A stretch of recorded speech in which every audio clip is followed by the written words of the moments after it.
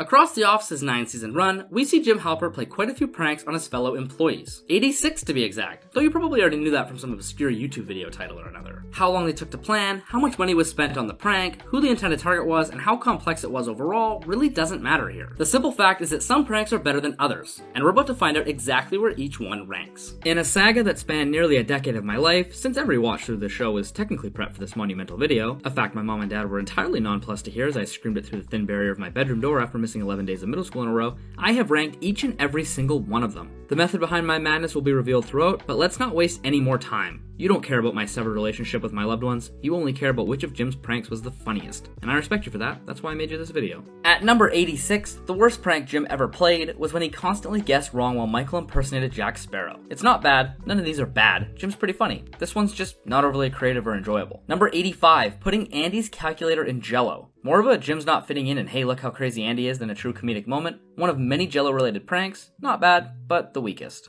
Number 84, putting Michael's mug in Jell-O. The same episode as the iconic first Jell-O moment, it's a closing gag that gets a chortle but little else. Number 83, Jim and Pam throwing things into Dwight's mug. The lack of payoff really does this one in, but it's more of a cute moment than a comedic one anyways. Number 82, pencil fence, which he built between he and Dwight's desk after Dwight complained of Jim's mess spilling onto his side. Practical, yet, as Dwight sadly points out, dangerous. Thus, the prank becomes more of just a thing that happened.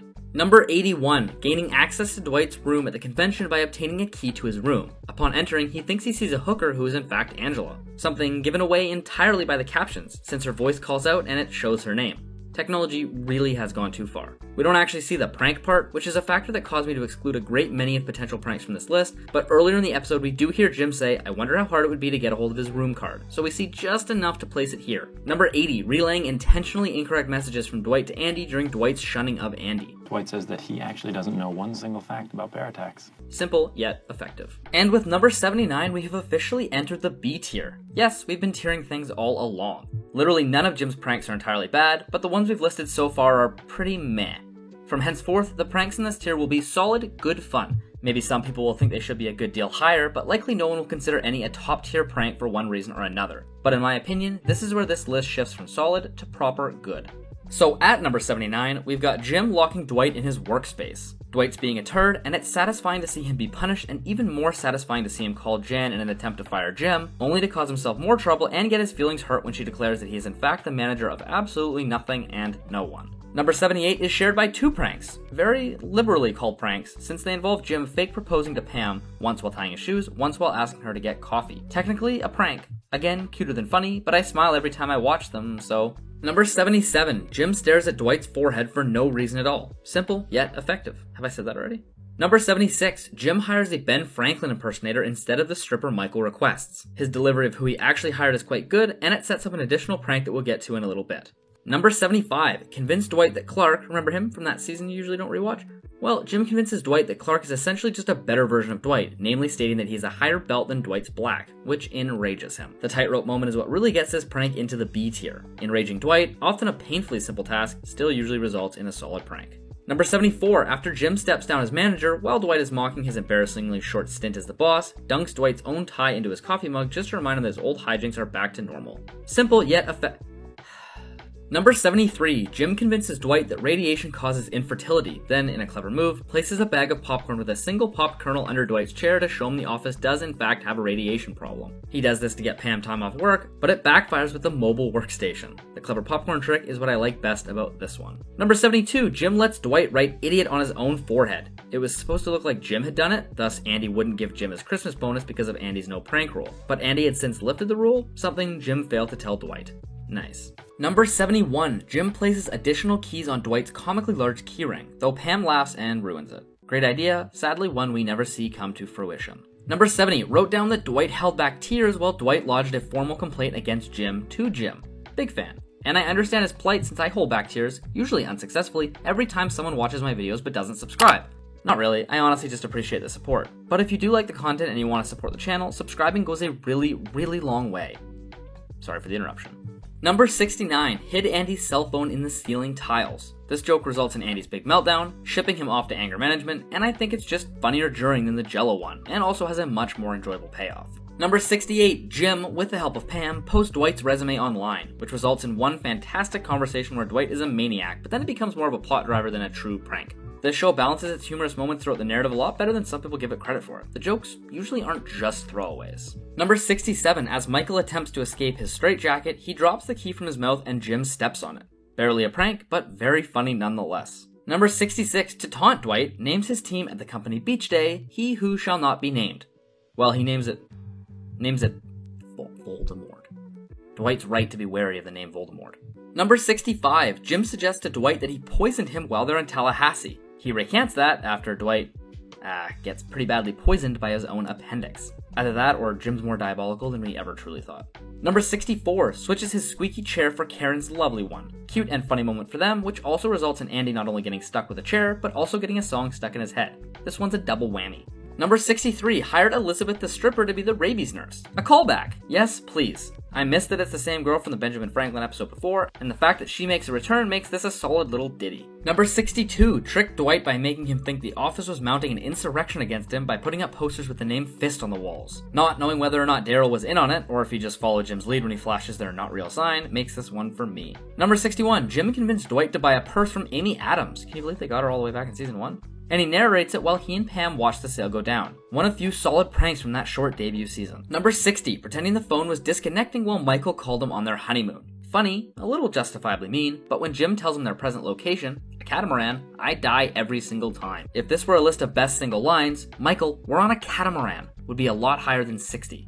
Number 59, in an effort to mock Dwight, Jim wears a full tux into work, but it backfires when Charles Minor makes an appearance and detests Jim right from the hop. Probably largely in part due to the goofy tux. It's fun to see Jim play the guy always saying the wrong thing for a bit. Number 58, and I find this one fucking hilarious, but it's brief and in a flashback, so there's not much to it. But Jim replaces Dwight's desk with one made of Lego. A similar prank is much higher here, and if this one were given the same room to breathe as that one, it would be a lot later on this list. Number 57, Jim somewhat convinces Dwight to prank him by letting him overhear all of his credit card information. Dwight then tries to prank him by spending considerable money on flowers, which he sends to Pam from Jim. Number 56, he gives awful tips for winning over Pam to Andy. It shows how well he knows her, and watching her slowly realize how and why Andy is being so precisely objectionable to her is lovely. Quite cute, quite funny, the only one that's really struck the balance between those two so far. Number 55, Jim pushed Dwight off a stool he was secretly sitting on during his standing desk era. Don't, because you're sitting. Standing. You know I have to do this. I know. In the end, Dwight accepts his fate, as he is known to do, which adds to this moment quite a lot.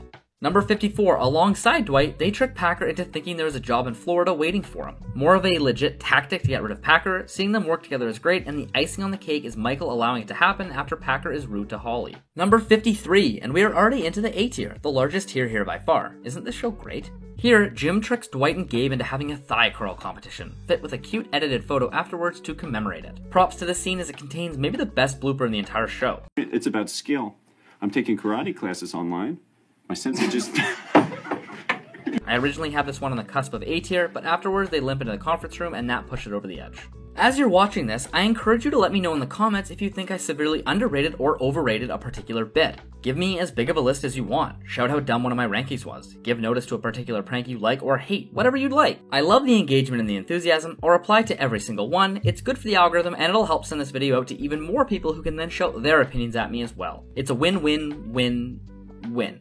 Number 52, when Jim convinces Andy that he and Pam are having severe problems and even fakes an emotional breakdown. The origin of this famous meme as well, by the way. Number 51 is the meatball prank, which really ended up being a reverse prank by Dwight and Stanley. It also contains some other funny pranks within it, one of which being the Lego prank. This one's great with an awesome setup and a marvelous twisty payoff. Number 50, Jim narrates Dwight's absurd behavior while he tapes their meeting. The whole office really gets in on it, but it eventually ends when Andy takes things too far. Classic. Number 49, the Holy Grail Quest. An almost decade-old prank that sees Dwight, and subsequently the entire office, follow clues laid out by young Jim, masquerading as Robert Dunder, around the office from area to area, eventually culminating in the Grail having already been found some time ago by a warehouse worker, who now uses it for donut dunking. Number 48, Jim creates a fake ID badge for Dwight, labeling him a security threat and changing his middle name from Kurt to Fart. Need I even say more? Number 47, Jim gives Dwight public speaking tips under the guise of him majoring in public speaking in college, largely utilizing methods from famous historical people such as Benito Mussolini. In a somewhat common theme here, it backfires when Dwight delivers a killer dictator-inspired speech. Number 46, during poker at the casino night, Jim tricks Dwight into folding every time he coughs. Dwight thinks he can read Jim so well, and the delivery of the prank is wonderful. Number 45, all the way back in season 1, Jim, along with the help of Pam, comes up with some lovely fake medical conditions to present to Dwight, who has been placed in charge of choosing the company medical plan. My personal favorite is Count Choculatus, obviously. Number 44, Jim pops Dwight's fitness orb. Satisfying and succinct. What's next? Number 43, he guesses the wrong names while playing celebrity during the infamous dinner party. This is written quite cleverly. It's similar to the Jack Sparrow one at the very beginning of this list, but his wrong answers are far funnier for a variety of reasons. Number 42, Jim pairs all of Dwight's devices to his own, so he receives Dwight's work and personal calls. On the surface, only kind of funny, but this scene really shows how amazing these characters are, and little looks and offhand comments severely elevate this prank. Number 41, Jim plants 500 feet of red wire from the back of Dwight's desk to the top of a nearby telephone pole. But don't worry, Dwight's not in danger. Jim made it up there. Number 40 is the Garden Party book, which Jim James Trickington sells to Dwight and Dwight alone, giving us several funny oddities and this little ditty. I think I've said that word already. This is far too short of a video for that obscure word to be repeated. It gives us this little number. There we go. I think is really the best salesman in this office. Stupid question, obviously. Mr. James Halpert! Some might consider this ranking too low. I just think there are 39 that are somehow even better. Number 39, Jim slams Dwight's face into the back of his seat. Usually the driver will protect his side first, as Dwight claims, but not here. Number 38, Jim makes the fatal decision to throw a snowball at Dwight, which results in an all-out war that mostly only Dwight partakes in. The ending scene with the snowmen gives me chills. Number 37, this one actually isn't listed on the site I use for the majority of my research, Dunderpedia, but it's one of only two I think they missed. Dwight is eating the remainder of his emergency rations in the lunchroom while declaring just how soon disaster could strike. Could be a month, could be 2 months, he says. Jim asks him if it could be basically every other amount of time possible, all while Dwight takes it very seriously and responds with some version of, that is very possible. After painstaking research, which consisted of one whole Google search, I have concluded that this moment satisfies all requirements to be labeled as an official prank. Moving on. Number 36, Jim relocates Dwight's desk to the bathroom. The Dwight desk ones always land, especially when he simply answers the phone so seriously from his brand new locations. Number 35, upon hearing he no longer had any incentive to do real work, Jim spliced together audio from Joe Bennett's audiobook and presented it to Gabe, telling him that she had made some alterations and she wanted him to listen to it. The quality of Jim's work is what I like most about this one, but why didn't he just help Pam reach her sales cap instead? Number 34, after hearing Dwight incorrectly refer to the present day of the week as the day of the week prior, Jim goes on a crusade to subliminally convince Dwight that Thursday is in fact Friday, and Dwight is incredibly late to work the following day because of it. The cherry on top is that during this whole saga, Dwight requests a raise due to his extreme punctuality, and Michael basically berates him behind his back when he's late for work the next day. Number 33, after initially saying no because he wanted to leave childish stuff like pranks behind, eventually Jim caves and agrees to help Pam convince Dwight that he'd been recruited by the CIA. This one has a lot of character work, and the payoff with Dwight on the roof pacing back and forth and then breaking the phone is great. Number 32, while at Benihana's restaurant to cheer up Michael, Jim tells Dwight that the waitress cannot remember how to butcher a goose properly. That's so embarrassing. Dwight gives her a very detailed explanation, shouting over top of several guests with his trademark blunt insanity. Number 31, at Phyllis's wedding, amidst the iconic "We Need Another Plague" line, Jim tricks Dwight into thinking the wedding was riddled with wedding crashers. Sadly, we never got an Owen Wilson Vince Vaughn cameo, but we did get to see Dwight forcibly remove Phyllis's dementia-riddled relative. Number 30, along with the rest of the office, Jim tricks Michael into thinking it was 5 o'clock so they could all go home early. They changed the time on his computer, the wall clock, and even his watch. Everyone working together, including Dwight, who was eager to be of assistance, gives the concept of pranks from the show a lot more depth. It's not just Jim doing dumb shit to Dwight with NPCs in the background, and a lot of the times the way others react is the best part of pranks in the show.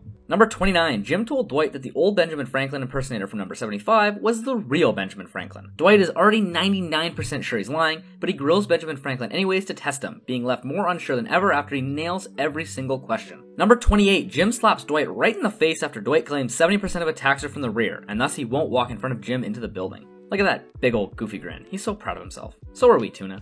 Number 27, after a meeting with Holly about ethics, Dwight claims to have never stolen a second of company time by doing anything at work other than work. Jim tests this notion, using a stopwatch to record his every yawn, personal conversation, bathroom break, etc. Jim even goes so far as to have a nearby conversation with Andy about the latest Battlestar Galactica, masterfully splicing together characters and story beats from various fantasy franchises in an effort to get Dwight to chime in, even though he visually threatens Dwight with the stopwatch. This eventually makes Dwight optimize his work time, urinating his desk and sneezing with his eyes open, but then concludes with Dwight taking a 20-minute break for personal professional matters, of which he seems incredibly unapologetic for, eventually declaring that perhaps he is not completely ethical after all. Number 26. After Dwight places a wooden mallard with a poorly concealed listening device inside Jim's office, Jim has a conversation with Andy about whether or not he should hire a certain opera for Dwight's birthday. With the opera music loudly playing over the entire office, we see Dwight's annoyance and desperation mount as he tries to listen as Andy and Jim both stare at him intently, and it crescendos with a lovely cinematic moment. Hilarious, yes, but also legitimately quite cool.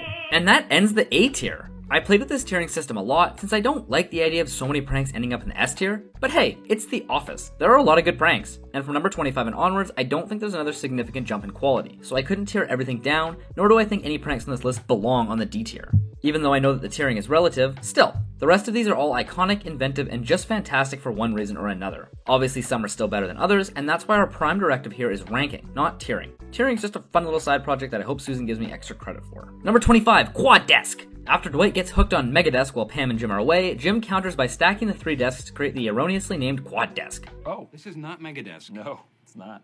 They call it Quad Desk. That's ridiculous. This is made up of 3 desks. Visually, this joke is wonderful, as is Dwight doing what he always does in these situations and answering the phone as if nothing is wrong. A consummate professional is Dwight K. Schrute. Number 24, ARM. While acting as Dwight's assistant to the regional manager, Jim sets up an elaborate test in order to pick an assistant to the regional manager, with the goal of getting Dwight to pick himself as his own assistant's assistant, which Jim accomplishes. Uncanny. Number 23, Jim wraps Dwight's desk in wrapping paper, only he actually somehow managed to perfectly wrap nothing at all into the shape of Dwight's desk and chair, sending him cascading to the ground after he drops his briefcase and himself onto what he thought were solid objects. Number 22, Jim and Pam, with their very limited time and budget, got a nanny and took Morse code classes so they could talk about Dwight in front of them. Just good classic tomfoolery here, involving all the key elements such as a tag team effort to annoy Dwight, considerable forethought, and Michael being brought in only to dismiss all of it entirely. Number 21, Jim gets a hold of Dwight's dry cleaning, placing his suit with one made of tearaway Velcro, and he tears it away in the parking lot before work in front of several coworkers, revealing Dwight's trademark underclothing. I love that we know what Dwight's trademark underclothing is. Number 20, during the meatball prank, Jim seats a handsome dog, dressed precisely like Dwight, at Dwight's desk. I feel like this one doesn't get talked about enough. It's basically Identity Theft Part 2, but with a twist. I love it, and it's perfect for this flashback quick format. Number 19, while Jim and Dwight attempt to prank Todd Packer, one of Jim's suggestions, to jam all of his drawers so he can't quite open them, gets heavily shrugged off. Jim then does this prank to Dwight, which not only annoys the ever-living shit out of him, but he also fails to realize that he had just ignored the idea of this prank minutes ago. A prank and a slight Easter egg all rolled into one, kinda like a much more satisfying version of the Angela hotel room prank from number 80. Number 18, during the launch of Dunder Mifflin's website, Dwight engages in a selling competition with the computer. Meanwhile, Pam and Jim send Dwight messages claiming to be the Dunder Mifflin website becoming self-aware. The website taunts Dwight throughout, but eventually yields and calls Dwight the superior being to hopefully make him feel a bit better since he mostly engaged in this competition in a misguided attempt to win Angela back. It's actually pretty sweet. Number 17, the original alliance, where Dwight, in fear of downsizing, asks Jim to form an alliance, which he wholeheartedly accepts. With a couple of quips and bits along the way, this results in Dwight being sealed inside a box in the warehouse while Pam heads down to fake a secret meeting. The end of this is Roy walking in on Pam and Jim giggling like star-crossed lovers, then Dwight denying the alliance ever existed in order to make Jim look worse than he already did. Number 16, the magic beans, or miracle legumes. As Dwight is trading his way from a thumbtack to a half-used candle, all the way up to a telescope, Jim is being haunted by Professor Copperfield's miracle legumes, which he came across in Jamaica. After claiming he wanted nothing to do with them, and even destroying them in front of Dwight, they simply refuse to stop coming back, piquing Dwight's curiosity so much that he eventually trades his own telescope for the worthless legumes. Number 15, the classic, the iconic, the genre-defining stapler in Jell-O. You put my stuff in Jell-O again! You could argue through iconography it should be higher, you could argue it's not really all that funny in the grand scheme of things and should be lower. I think it belongs right here. It's simply too important to the Office mythos to be ignored. It's also pretty funny. Number 14, just before the casino night, Jim claims to always win at roulette because of mind control. With Pam's help, he convinces Dwight he can move the coat rack across the room using only his mind. Not only am I almost certain that Pam quickly and cleverly aided in this prank in the moment, but I love how Roy stands there watching it all go down. Poetry. Number 13, Jim places all of Dwight's items in a vending machine, handing him a large bag of nickels to retrieve his goods since he can't purchase them himself, since Jim also put his wallet in there. Number 12, a prank so underrated it has kind of become no longer underrated at this point. But late into the show's run, where pranks were the only element of the show not dipping severely in quality, seriously, season 8 and 9 have way more iconic bangers than you might realize. Jim, up comically early due to being on baby time, fakes a gruesome murder scene in his hotel room for Dwight and Aaron to walk in on. Whether it's Dwight being accused of the crime, the wonderful set design, Dwight saying alcohol club, or Jim's corpse dropping into the closet, this one has it all. Number 11, another post-Michael banger. Jim, alongside Nellie, Pam, and Daryl, hosts a fake radio show with Dwight as their guest that goes absolutely off the walls. Ending with Dwight blaming David Wallace for their company's issues and even managing to involve him in this prank by calling him, the best part for me is easily Nellie as the host. Although I really hate her character in the show, I think she suffered more from the weird writing in later seasons than her character actually being a bad fit. The actress, Catherine Tate, is just wonderful. It's a shame they utilized her in such an infuriating and unenjoyable way. Starting off the top 10, Jim tricks Dwight, how many times have I said that one so far, into fighting against himself, as Dwight's only worthy opponent is Dwight, since Measles isn't present. This is the epitome of a certain kind of prank where Jim just nudges Dwight along as he basically pranks himself. Great stuff. Number 9, during his brief stint in Stanford, Jim sends Dwight faxes from future Dwight using Dwight's stationery that he stole before moving. Dwight tackles Stanley and his coffee mug to the ground since future Dwight informs him that someone poisoned the coffee that morning. Number 8, during that same Stanford stint is Gaydar, where Dwight and Michael seek a device to see if someone is gay or not. This is honestly one of my favorite episodes in the entire show, as it's so problematic and offensive, and yet everything Michael is doing is somehow his way of caring about his employees and genuinely trying to make their lives better. His heart is completely in the right place. You know how lots of people like to think The Office wouldn't last on TV today? This is probably one of the reasons why. Number 7, inspired by Ivan Pavlov, Jim conditions Dwight to require, or at least desire, an Altoid every time he hears Jim rebooting his computer. The formal experiment was conducted just for the hell of it, and the payoff at the end is excellent. What are you doing?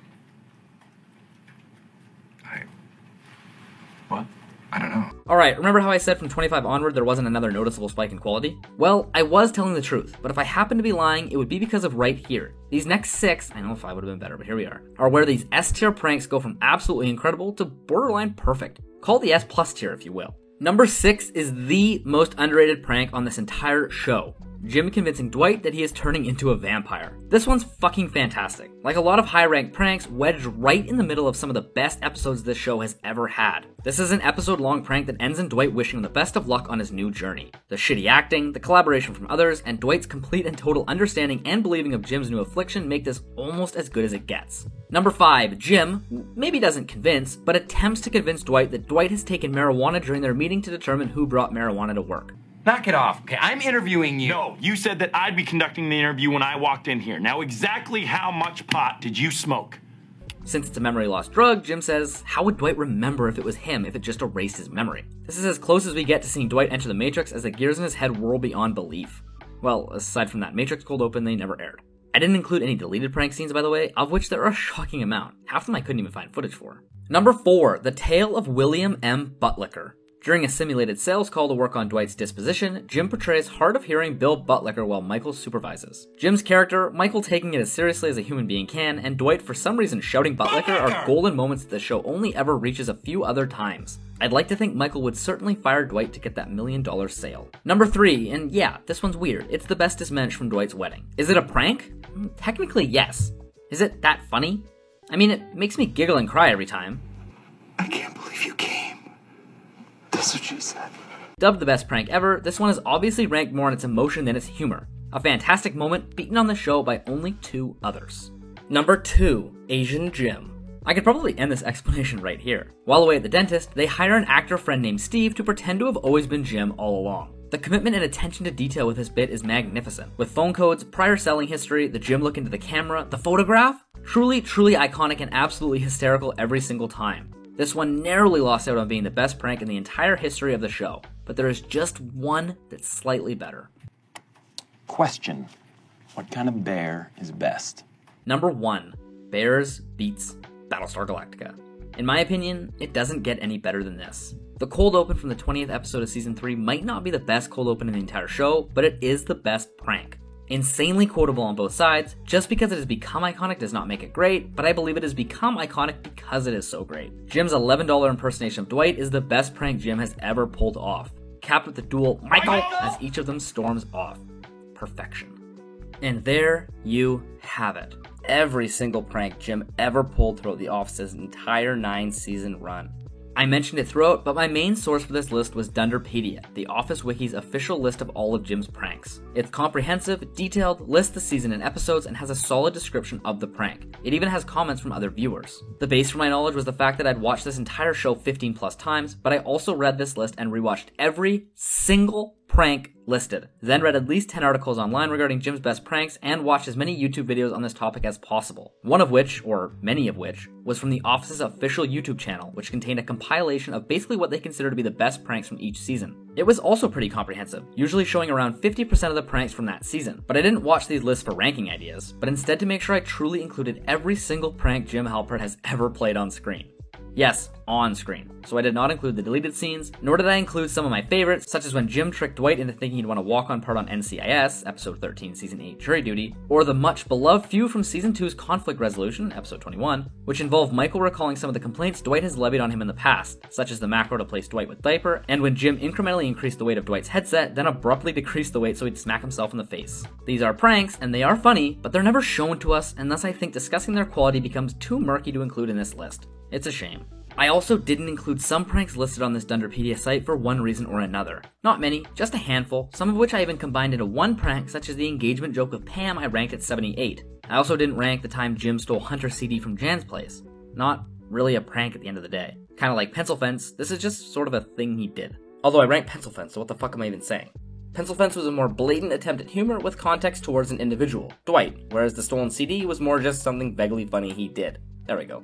Sadly, in my excitement to begin creating this video, I jumped the gun slightly when it came to ranking and managed to forget about 2 entire pranks. Remember when I said Dunderpedia had forgotten to list 2 pranks?